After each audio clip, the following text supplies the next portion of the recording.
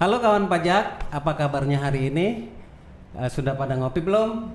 Yuk ngopi bareng di Ngopi Pagi, ngobrol pintar pagi-pagi. Hey,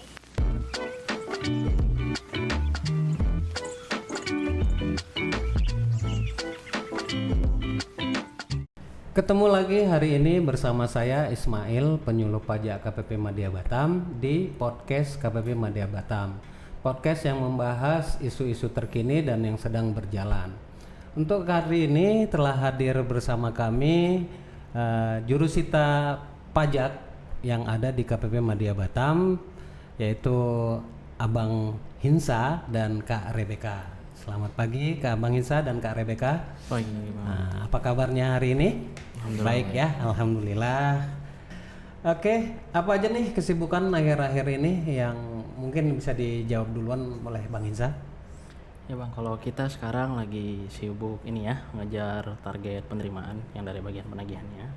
Kalau untuk tindakan alhamdulillah udah 100%. Tindakan sudah 100%. Oke. Kalau menurut Mbak Beka gimana kesibukan akhir-akhir ini?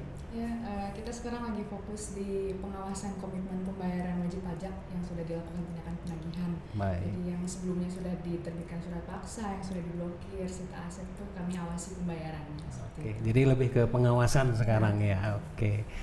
Baik, Kak Beka dan Bang Hinsa, ini kita udah masuk ke materi ini ya. Sebenarnya jurusita itu apa sih? Kalau boleh dijelaskan, Bang Hinsa atau Kak Beka ya? Kak Beka boleh.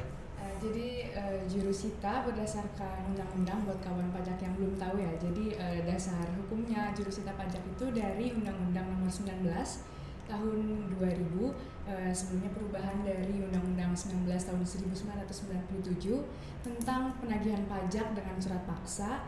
Jadi jurusita pajak itu merupakan sekumpulan orang yang memiliki tanggung jawab sebagai pelaksana tindakan penagihan, meliputi penerbitan surat paksa, kemudian penyitaan, sita aset, penyanderaan hingga penagihan seketika sekaligus. Oke, jadi ada disebutkan pihak yang bertanggung jawab dalam penagihan pajak.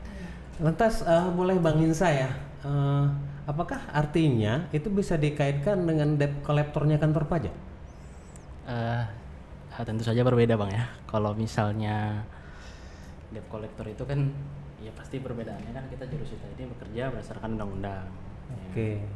Kemudian juga segalanya dalam tata caranya kita itu kan mengikuti kode etik yang ada di DJP serta juga peraturan perundang-undangan di bidang perpajakan. Oke. Jadi secara esensial pastinya berbeda. Berbeda ya, pastinya berbeda ya. Ini kawan pajak sekaligus pemberitahuan bahwasanya jurusita pajak negara itu berbeda dengan debt collector. Artinya juga jurusita ini disumpah juga Bang ya pada saat pengangkatannya ya. Oke. Atau pelantikan ya. Oke, dan pelantikannya ya. Kemudian ini ke Mbak Beka. Boleh kasih contoh Mbak dokumen-dokumen penagihannya? Yang dokumen penagihan itu ada berbagai macam ya Bang. Jadi terkait dasar penagihan itu terdiri dari ada STP, surat tagihan pajak, kemudian surat ketetapan pajak itu terdiri dari surat ketetapan pajak kurang bayar atau surat ketetapan pajak kurang bayar tambahan. Kemudian untuk terkait dokumen penagihan sebagai hasil dari tindakan penagihan ada surat paksa, kemudian ada SPMP atau surat perintah melaksanakan penyitaan, kemudian ada surat teguran juga sebelumnya. Wow, serem juga ya. Sampai ada penyitaan pajak juga ya. Terus apakah proses penagihan pajak selalu berakhir dengan penyitaan? Boleh Bang Hinsa? Oh, sebenarnya sih nggak selalu berakhir dengan penyitaan Bang. Karena kan sebelum kita sampai ke tahap penyitaan, sebelumnya itu ada surat teguran. Oke, surat teguran. Kemudian ada surat paksa. Nah, penyitaan ini dilakukan apabila wajib pajak yang sudah dilaksanakan surat teguran atau surat paksa tadi tidak juga melunasi. Ya, Gitu.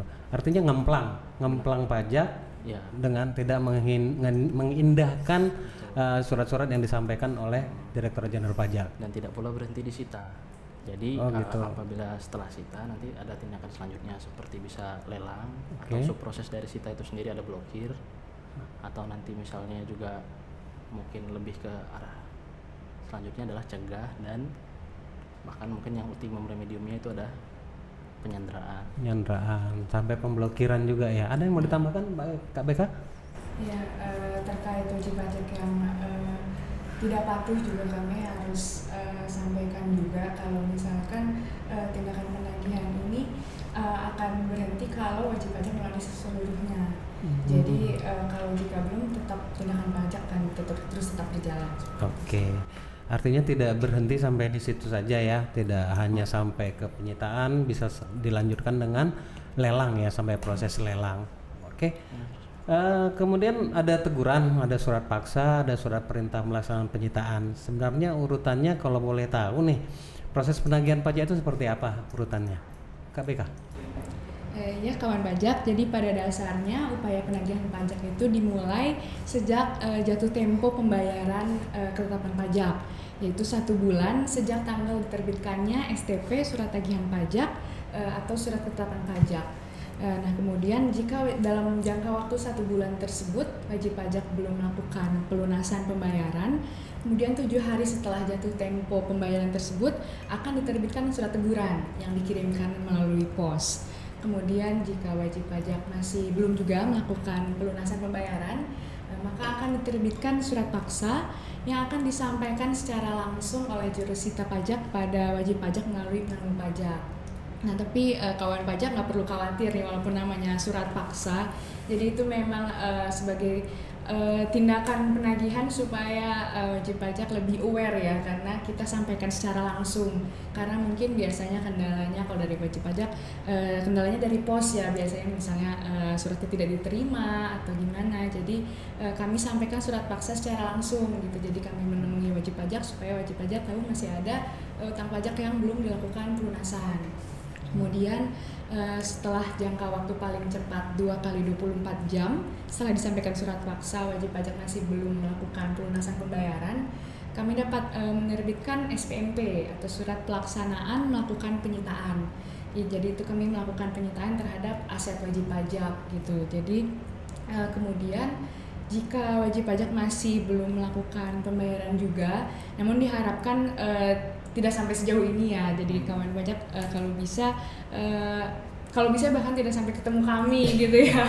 Jadi harapannya ya harapannya. Jadi karena supaya tidak dilanjutkan ke tindakan penagihan berikutnya, jadi bisa dilanjutkan dengan lelang dari atas aset yang disita. Kemudian bisa juga dilakukan pencegahan biasanya dilakukan pada penanggung pajak. Biasanya misalnya kalau di perusahaan direktur atau misalnya pemegang saham atau komisaris seperti itu. Jadi pencegahan dilakukan supaya wajib pajak tidak bisa melakukan perjalanan ke luar negeri, penanggung pajaknya maksud kami. Jadi sebelum melakukan pelunasan pembayaran, apalagi kita kan posisinya di Batam ya kan Bang, jadi dekat sekali misalnya ke Singapura, ke Malaysia, dan memang banyak juga perusahaan-perusahaan di sini yang memang pengurusnya itu warga negara asing. Jadi ya untuk meminimalisir ya supaya mencegah utang pajaknya yang tidak dilunasi, jadi kami bisa melakukan pencegahan agar wajib pajak membayar terlebih dahulu, melunasi utang pajak untuk sebelum melakukan perjalanan ke luar negeri. Kemudian untuk terkait ultimum remediumnya, kami juga dapat melaksanakan tindakan gizeling atau penyanderaan. Tapi jadi secara keseluruhan tindakan penagihan pajak ini dimulai dari surat teguran, kemudian ke surat paksa, kemudian SPMP, melaksanakan penyitaan. Tapi selain itu juga wajib pajak mempunyai hak untuk melakukan angsuran atau penundaan pembayaran pajak. Gitu. Oke. Sebelum tadi untuk meringkasannya, sebelum kita ke penundaan atau angsuran utang pajak tadi, sedikit aja mengulas tentang tadi dari surat tagihan pajak atau SKP juga itu 1 bulan harus dilunasi. Setelah 1 bulan itu akan diterbitkan surat teguran. Surat teguran selama 7 hari ya. 7 hari. Kemudian dari surat teguran surat paksa itu 21 hari ya. Tadi mungkin agak terlupa di situ. 21 hari, kemudian SPMP. Surat perintah melaksanakan penyitaan. Jadi ada pesan khusus tadi kayaknya jangan sampai Ya. ke tahap selanjutnya. Jangan sampai ke Tapi tahap gini juga KBK, banyak juga sih kendala terjadi di lapangan ya. Itu wajib pajak nggak nerima tuh surat teguran. Itu bahkan itu udah kejadian dari zaman dahulu lah gitu kan. Jadi bukannya mereka tidak mau membayar secepatnya karena mungkin memang kendala, mereka tidak terima surat tegurannya. Maka saya rasa sih menurut saya perlu juga ada jurusita yang datang tadi. Iya. Oke, terima kasih KBK. Penjelasannya cukup gamblang ya kawan pajak semua. Selanjutnya tadi ada proses pengajuan permohonannya itu seperti apa sih Bang Iza? Tata cara permohonan pengajuan angsuran atau menunda Ya, pembayaran. kalau tata caranya mungkin agak panjang ya Bang ya, tapi sebenarnya kita mulai dari yang diperuntukkan dulu. Jadi kan angsuran ini diperuntukkan untuk wajib pajak yang seperti apa? Wajib pajak yang mengalami kesulitan likuiditas dan juga wajib pajak yang mengalami kondisi di luar kekuasaannya atau biasanya kita sebut dengan force majeure. Untuk syaratnya sendiri untuk pengajuan angsuran ya, untuk pengajuan angsuran tadi ya, yang pertama adalah diajukan sebelum surat paksa disampaikan oleh jurusita untuk angsuran dan penundaan. Kalau misalnya setelah surat paksa disampaikan oleh jurusita, wajib pajak hanya bisa mengajukan angsuran, tidak bisa mengajukan penundaan. Begitu. Untuk syaratnya itu ya itu bikin surat permohonan kan. Setelah wajib pajak membuat surat permohonan yang ada format dan ketentuannya di undang-undang kita, kemudian sudah ditandatangani, isi permohonannya itu memuat jumlah yang mau diangsur, kemudian masa mau mengangsurnya berapa bulan gitu kan. Habis itu kemudian juga di situ ada besarannya yang mau diangsur alias jumlah tadi dibagi masa yang dibagi angsuran kan. Setelah itu juga wajib pajak wajib menyampaikan jaminannya ya. Jadi kalau misalnya mau mengangsur itu harus ada jaminannya, Bang. Jaminannya tersebut adalah aset berwujud baik itu milik wajib pajak ataupun penanggung pajak. Yang mana aset tersebut tidak sedang dijaminkan ke pihak lain. Pihak lain atau Ya. perbankan Ya, misalnya ya. ya. Benar. Itu berapa lama prosesnya Bang Iza kalau boleh? Kalau pengerjaannya itu 7 hari kerja 7 hari kerja. dari sejak permohonan tersebut Permohonan diterima. lengkap Diterima. Oke, Benar. permohonan lengkap ya. Ya harus lengkap. Intinya sih di jaminan Bang. Ya harus ada jaminannya kan. Kadang kan wajib pajak ini sering bermasalah di jaminannya. Gitu. Kemudian juga sebenarnya tadi permohonannya tadi harus dilengkapi juga dengan laporan keuangan gitu ya. Alasan kenapa wajib pajak tersebut mengangsur. Kalau jaminannya itu berupa apa sih Bang? Aset berwujud pada umumnya ya kalau di KPP Apakah kita. surat misalnya nih, dia punya aset tanah, itu surat tanahnya yang diagunkan ke kita gitu. Ya boleh. Jadi jaminan gitu ya. Atau mobil misalnya BPKB. BPKB dan Surat, asli. pokoknya ya sertifikat kepemilikan, semacam sertifikat kepemilikan. Jadi kalau sanksi sehubungan persetujuan angsuran penundaan itu untuk pajak non PBB itu gimana Bang? Memang di ketentuan kita emang ada sanksinya Bang. Jadi sanksinya itu adalah dikenain bunga maksimal Penagihan. Bukan. Iya, STP bunga penagihan. Dia maksimal 24 bulan. Sama juga dengan panjang angsuran ya. Angsuran itu juga maksimal angsuran resmi itu 24 bulan. 24 bulan. Baik. Saya rasa untuk materi sudah cukup. Ada yang mau ditambahin KPK terkait ini tadi? Mungkin jenis-jenis ini ya, wajib pajak mana, apakah atau ketetapan mana yang bisa Oh iya, boleh silakan diangsur atau enggak, mungkin KPK. jelasin lagi. Nah, boleh Ya, KPK?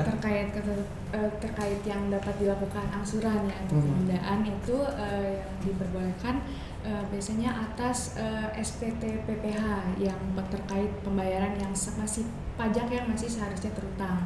Kemudian selain itu juga atas STP, surat tagihan pajak, surat ketetapan pajak, surat ketetapan pajak kurang bayar atau surat ketetapan pajak kurang bayar tambahan, seperti itu sih. Berarti ini terkait dengan SPT PPh, Iya. SPT tahunan ya. Iya. Oke, saya rasa untuk materinya sudah menginsa ke BK. Sekarang nih saya mau tanya nih, bukan pertanyaan sih sebenarnya, terkait suka dukanya jadi jurusita nih. Dengan pengalaman Pak Mirza selama kurang lebih 4 tahun KBK, beberapa tahun gitu kan, pasti ada suka dan ada dukanya. Boleh dong diceritain kepada kita nih semua supaya Pak Pajak juga tahu. Gimana, Bang Insan duluan boleh atau KBK? Bang Insan duluan boleh. Iya. Saya kayaknya kurang sih, bukan lebih. kurang tahu. Ya, sukanya dulu Bang. Sukanya jadi jurusita itu apa sih? Kalau suka sih pasti yang pertama itu kita bisa langsung ke lapangan ya. Kita kerja lebih banyak di lapangan dan kita bisa langsung ke tempat wajib pajak ya, tempat kegiatan usaha wajib pajak kadang. Misalnya kita menyampaikan surat paksa kan, kita bisa ketemu langsung sama wajib pajaknya, kita juga bisa menjelaskan kewajiban dari wajib pajak tersebut. Itu sukanya. Sukanya juga apabila lancar, jadi perjalanan lancar, wajib pajaknya ketemu langsung. Kebalikannya dukanya, wajib pajaknya nggak ketemu gitu kan, wajib pajaknya tidak berada di alamat. Jadi mungkin tuh wajib pajak juga ya Bang ya, kalau misalnya alamatnya sudah berubah, mungkin bisa mengajukan perubahan alamat ke kantor. Agar apa? Sebaiknya seperti itu. Agar korespondensi juga sama kaitannya tadi ke awal, kayak misalnya ada surat STP atau apa tidak sampai gitu ya, bisa jadi karena sudah pindah alamat tapi lupa mengajukan pindah alamat ke kantor. Pakai alamat yang baru sementara yang ternyata di kita masih alamat yang lama. Iya. Kalau suka dukanya udah ada pesan khusus atau ke KBK dulu nih pengalamannya suka dukanya? Kalau sukanya ya sama kurang lebih tadi ya, karena kita bisa menyampaikan surat paksa ke tempat wajib pajak, jadi kita bisa melihat langsung proses bisnis dari wajib pajak, kemudian bertemu dengan wajib pajak, melakukan penjelasan juga, kemudian terkait pengalaman banyak juga sih pengalaman seru ya selama kita jadi jurusita. Contohnya kemarin kita baru melakukan penyitaan aset tuh di Pulau Dabu Singkep. Jadi yaitu perjalanannya kita pakai pesawat Susi Air ya, pesawat Cessna yang pesawat baling-baling itu. Jadi ya dan pesawat kecil itu yang memang ya kalau kena angin memang agak goyang gitu ya. Jadi ya itu cukup seru ya karena lumayan jauh juga. Mungkin pengalaman pertama itu kan? Iya, pengalaman pertama itu. Jadi kita bisa lihat langsung pilotnya ya, langsung di depan mata. Kemudian di pulaunya juga, di Dabo Singkepnya juga kita mengunjungi banyak tempat ya, hampir keliling pulau itu karena memang aset wajib pajak juga tersebar di berbagai titik juga. Kemudian ya perjalanannya juga lumayan off-road juga ya kemarin itu ya, karena jalannya masih jalanan tanah gitu, jadi kami melakukan penyitaan di situ. Kemudian ya masih banyak lagi sukanya sebenarnya, tapi kalau untuk dukanya lebih ke mungkin ya kalau misalnya kita menemukan wajib pajak yang misalnya resisten gitu, atau misalnya marah gitu, misalnya oh kenapa saya disampaikan surat paksa gitu misalnya, ya kami paham, jadi kami bisa melakukan pendekatan secara yang secara baik gitu ya, supaya kami sampaikan kalau oh enggak, jadi kami di sini untuk menyampaikan secara langsung, untuk menyampaikan kalau wajib pajak masih memiliki tunggakan pajak gitu. Tapi kalau misalnya wajib pajak bisa melakukan pembayaran secara langsung, ya tindakan penagihan pajak tidak akan dilanjutkan lagi, seperti itu. Artinya banyak suka dan banyak duka aja juga ya. Apalagi sosok perempuan ya KBK ya.